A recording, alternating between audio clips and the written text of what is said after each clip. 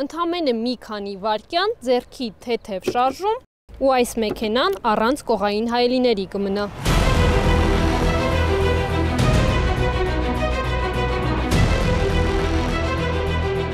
Այսպես վերջին շրջանում ավտոմասերի գողությամբ զբաղվողները տասնյակից ավելի մեքենաներ են թալանել։ Կողային հայելիներից մինչև ավտոմեքենայի տարբերանշան, հանցագործների նախընտրությունները տարբեր են։ Մի քանի օր առաջ ընդամենը առավոտյան արթնանալուց հետո պարզում ենք, որ մեր մեքենայից, որը կայանված էր բակում, գիշերը կողային հայելիներն են տարել։ Անի Սահակյանի մեքենայից նույն սցենարով արդեն երկրորդ անգամ են կողային հայելիները անհետանում։ Երկու դեպքում էլ մեքենան Շենգավիթ վարչական շրջանում է կայանած եղել։ Ինչպես հասկանում ենք, արդեն կոնկրետ ֆիքսել են մեր մեքենան, որովհետև ինչպես նշեցի, առաջին դեպքը չէր։ Ու նաև ինչն է հետաքրքրական, այդ առավոտյան պարզեցինք, որ բակում կայանված բոլոր մեքենաներից երկու Kia Magnish մեքենա կա ու երկուսի կողային հայելիներն էլ այդ օրը տարել էին։ Հանցագործներն ամենահաճախը հենց կողային հայելիներն են գողանում։ 2024 թվականին արձանագրվել է կողային հայելիների գողության 762 դեպք, 2023-ի համեմատ 338-ով ավելի։ Հաջորդ ամենապահանջվածը մեքենաների արտասահմանյան հաշվառման համարանիշն է։ Եթե հայկական համարները կրկին տպագրելու հնարավորություն կա, այլ պետության համարները նորից տպագրելու համար քաղաքացին պետք է հասնի այդ երկիր։ Եվ դա դառնում է պատճառ, որ դրանց այսպես կոչված արժեքը հանցագործների համար բարձրանա։ Վերջում եմ որ ասել եմ դեկապի գործերից ինքն էլ ասել է դու էլ բրատ ջան շարից փորձանքից հեռու, բայց դա շարը փորձանքն եկել ասում է հեռու մնա։ Արտակ Խաչատրյանը իր մեքենայի վրայից ռուսական համարանիշը գողացած հանցագործի հաղորդագրություններն է ցույց տալիս։ Առավոտյան այտենց մեքենան դաժե մասից հասանք, նոր նկատեցինք, որ համարները բացակայում են, չէինք պատկերացնում, որ համարը կլինի։ Դե իհարկե հաղորդում ներկայացրեցինք ոստիկանություն, որ մեքենայի համարանիշները բացակայում են, գողացված են։ Դիտարկեցին, հասկացան, որ նոր-նորքի զանգվածից են գողացել։ Հանցագործները մեքենայի վրա նաև տելեգրամյան ալիքի անվանում են թողել, որ տուժողն իրենց հետ կապ հաստատի եւ համարանիշը գումարի դիմաց վերադարձնեն։ Պահանջել են 80,000 դրամ։ Բիտկոինով են ուզում գումարը, որպեսզի, չգիտեմ, բռնվելու հավանականություն չունենան։ Ու տեղադրում են ինչ-որ մոտակա տարածքում գեոդանիներ են ուղարկում գնում գտնում ես։ Ճիշտ է, առաջարկեցինք, ասին գարի 10,000 դրամ տանք, եկա չարչարվել ես գիշերը գնացել գողացել ես բան ես արել, բայց դե համաձայնություն չեղավ։ 2022-ից մինչև 2024 թվականը ավտոմեքենաների հաշվառման համարանիշների գողության 669 դեպք է արձանագրվել։ Հանցագործները գողացած ավտոմասերը վաճառելու իրենց տարբերակներն ունեն։ Տուժողների խոսքով եղել են դեպքեր, երբ ավտոմասերի վաճառքի կետից գնել են հենց իրենց մեքենայի գողացված մասը։ Երևի միակ լուծումը այն է լինելու, որ որոշ ժամանակ հետո, երբ որ մեքենայի տերերը սկսեն ոչ թե մեր ներքին շուկայից այդ ապակիները գնել ու տեղադրել, այլ օրինակ օնլայն պատվիրել, այսինքն չհարստացնել այդ գողացողներին, արդեն երևի թե կդադարեն գողանալ։ Պետական եկամուտների կոմիտեից հետաքրքրվեցինք, արդյոք իրականացնում են վերահսկողություն, որ ավտոմասերի վաճառքն իրականացվի ՀԴՄ կտրոններով եւ ոլորտը բերվի օրինական դաշտ։ Պատասխանեցին, ՀԴՄ-ն պարտադիր է առևտրային գործունեություն ծավալելու համար եւ կոմիտեն ստուգում է իրականացնում բոլոր ոլորտներում խախտումների բացահայտման համար։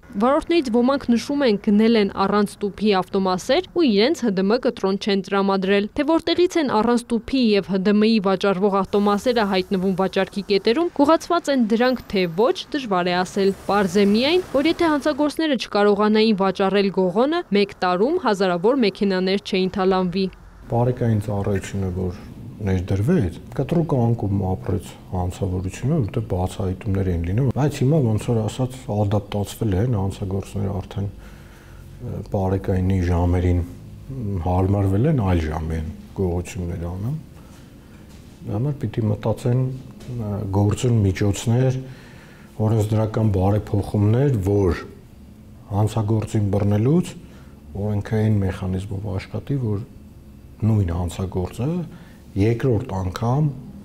երբևիցե չհայտնվի նույն իրավիճակում։ Գործող օրենսդրությամբ տրանսպորտային միջոցներից կատարած գողությունը ոչ մեծ ծանրության հանցատեսակ է։ Իրավախախտը պատժվում է տուգանքով, առավելագույնը 20,000 դրամի չափով, կամ հանրային աշխատանքով 80-ից 150 ժամ տևողությամբ, կամ ազատության սահմանափակմամբ առավելագույնը 2 տարի ժամկետով, կամ կարճաժամկետ ազատազրկմամբ առավելագույնը 2 ամիս ժամկետով, կամ ազատազրկմամբ առավելագույնը 2 տարի ժամկետով։ Գործնականում սակայն ըստ ներքին գործերի նախարարության պաշտոնյայի դատարանները շատ խիստ չեն այսպիսի գործերը քննելիս։ Լինում են նաև այնպիսի իրավիճակներ, երբ այսպիսի իրավախախտում կատարած անձը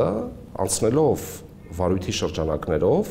շարունակում է մնալ ազատության մեջ եւ դրանից բխող բոլոր քրեաբանական ռիսկերն են գործում։ Դեռ հունվարի 16-ի ասուլիսին ներքին գործերի նախարար Արփինե Սարգսյանը հայտարարել էր, այս խումբ հանցագործությունների վերաբերյալ քաղաքացիներից ահազանգեր են ստացել, որոշել խստացնել տրանսպորտային միջոցներից կատարվող գողության համար քրեական պատասխանատվությունը։ Մենք արդեն քրեական օրենսգրքի շրջանակներում